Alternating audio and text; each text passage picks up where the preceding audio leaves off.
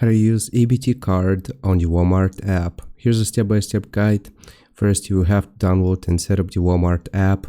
Make sure you have the Walmart app installed on your phone. You can get it from the Apple App Store or the Google Play Store.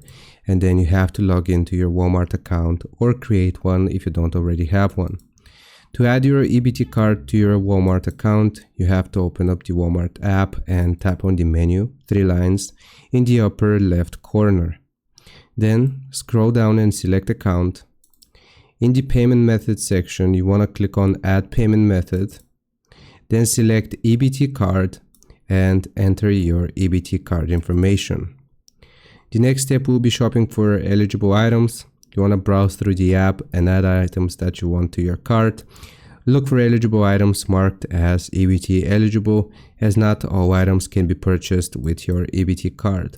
You can also filter your search results to show only EBT eligible items. Proceed to checkout. Once you have added everything to your cart, you want to go to checkout. Under payment method, you will select EBT card to use it for your eligible items. If your total includes non-eligible items, you will be asked to provide an additional payment method.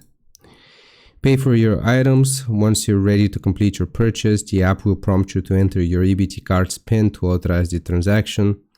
And then the last step will be just choosing delivery or pickup. After making the payment, you can choose between curbside pickup, home delivery, or in-store pickup. I hope this helps. Leave a like and sub. I'll see you next time.